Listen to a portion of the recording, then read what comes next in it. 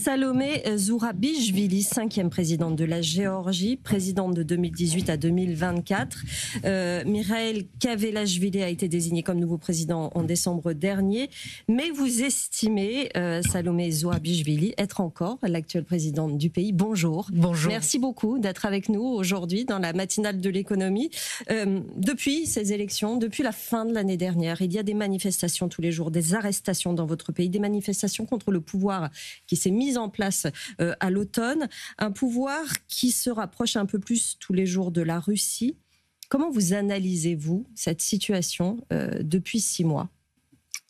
C'est une situation de paralysie complète parce que d'un côté, il y a ce régime qui effectivement, comme vous venez de le dire, s'est tourné vers la Russie. Non seulement c'est la conséquence d'élections qui ont été manipulées par la Russie, mais c'est surtout la décision du Premier ministre issu de ces élections manipulées de dire nous nous tournons vers la Russie, nous abandonnons nos négociations avec l'Union européenne. Et c'est ça qui a déclenché les manifestations qui ne s'arrêtent plus, parce que la population a le sentiment que c'est vraiment existentiel ce qui se passe aujourd'hui en Géorgie. Et c'est sa façon d'affirmer que jamais la Géorgie ne retournera à la Russie. Et c'est pour ça que les gens continuent à manifester. Plus qu'une crise politique, on comprend la crise politique, les élections fraudées, mais ce n'est pas ça qui suffit à expliquer tout ce qui se passe aujourd'hui. Vous allez vous parler de gouvernement proxy de la Russie. Est-ce que vous iriez jusqu'à dire aujourd'hui que Moscou contrôle la Géorgie? Moscou aspire. Contrôle, pas encore. D'abord parce qu'il y a une société civile, il y a des partis d'opposition et il y a cette contestation. Et tant que ça existe, nous ne sommes ni la Biélorussie ni la Russie. Il faut bien voir que la Géorgie, dans sa contestation justement des puissances étrangères, ça fait des siècles que cela dure, mais en particulier de la Russie dans les 2 derniers siècles et demi, c'est quelque chose qui a été constant et qui a fait que la Géorgie a recouvert son indépendance par 2 fois. Et donc, il y a une vraie détermination intérieure qui probablement n'existe ni en Russie aujourd'hui, où 70% des gens soutiennent encore Poutine, ni en Biélorussie. Donc là, il y a une vraie différence d'essence, je dirais. Les ministres des Affaires étrangères de l'Union européenne devraient discuter de la détérioration de cette situation en Géorgie lors d'une réunion à Bruxelles le 23 juin, c'est la semaine prochaine. Qu'est-ce que vous attendez concrètement, vous, de cette réunion et quel est votre dialogue avec eux aujourd'hui? Il faudrait d'abord que l'Union européenne, en tant qu'Union européenne, le Conseil des ministres ou le Conseil européen ensuite, reconnaissent la gravité de la situation pour l'Europe. Parce que ce pays est un pays qui s'est vu reconnaître comme candidat à l'Union européenne il y a moins de 2 ans et qui peut tourner à 180 degrés, d'où les dirigeants insultent les Européens tous les jours, les accusent de tout, de vouloir déclencher la guerre.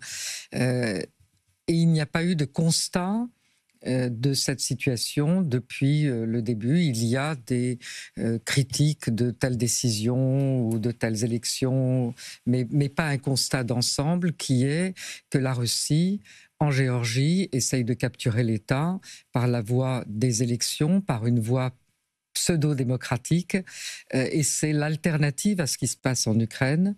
L'intervention militaire ne réussit plus à la Russie, elle le voit.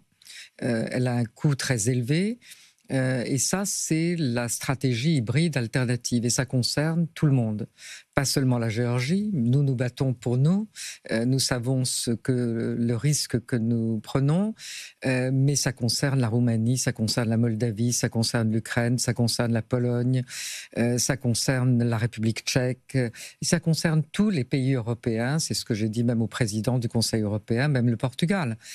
Parce qu'une fois que cette stratégie est totalement mise au point, et nous sommes le test, comme nous avons été le test en 2008 de la stratégie d'intervention militaire, aujourd'hui nous sommes le test de ce que l'on peut faire à travers des élections, de la propagande, des attaques cyber, un gouvernement proxy, tout ça ensemble, et tout ça ne coûte pas très cher à la Russie.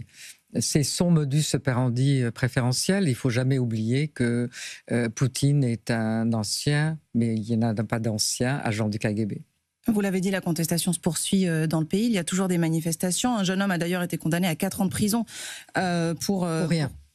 Pardon ? Pour rien. Oui, pour avoir participé à ces manifestations. Quelle est la solution pour vous aujourd'hui? À quoi appelez-vous? Vous appelez à des élections libres et transparentes? Absolument. Depuis le début, la population, depuis les élections fraudées et depuis surtout le fait que le gouvernement illégitime a pris des décisions encore plus illégitimes aux yeux de la population, la demande, c'est de nouvelles élections parce que ce pays dont 20% de territoires sont occupés par la Russie, il ne faut jamais l'oublier, c'est pertinemment qu'il faut choisir une voie qui soit une voie pacifique pour arriver à sortir de cette crise. Et donc notre demande aux ministres et au Conseil européen, c'est de soutenir directement cette demande de nouvelles élections. C'est de ne pas tourner autour du pot et c'est de dire que la seule solution pacifique, ou alors on va vers l'instabilité un jour ou l'autre, moindre incident, cela peut déclencher tout à fait autre chose. La seule solution, ce sont des nouvelles élections qui seraient soutenues, contrôlées aussi par nos partenaires européens, parce qu'il ne faut pas qu'on reproduise évidemment ce que l'on a connu dans les élections précédentes. Est-ce que vous pouvez nous dire assez rapidement quelle est la situation économique du pays aujourd'hui? La situation économique, elle est tout aussi paralysée que la situation politique. Il n'y a plus d'investissements étrangers qui rentrent, qui étaient essentiellement des investissements occidentaux, parce que le pays est instable, personne ne sait quel sera son futur demain. Donc évidemment, les investisseurs s'arrêtent à la porte de la Géorgie. Le tourisme s'est nettement réduit, pour la même raison, parce que les gens de l'extérieur voient cette instabilité et ça n'attire pas le tourisme. Et c'était la grande rentrée budgétaire pour la Géorgie.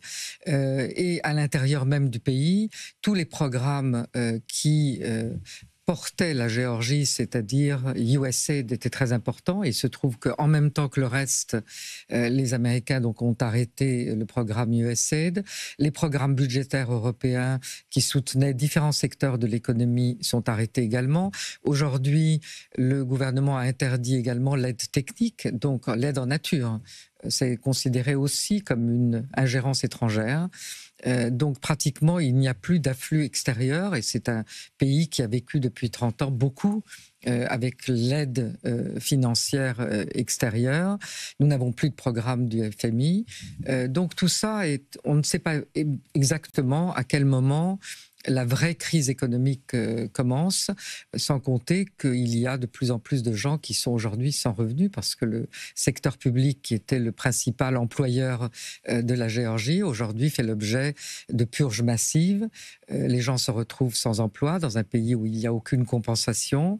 Beaucoup sont endettés, donc la crise sociale elle-même est à nos portes également. Merci beaucoup, Salomé Zourabichvili, 5e présidente de la Géorgie.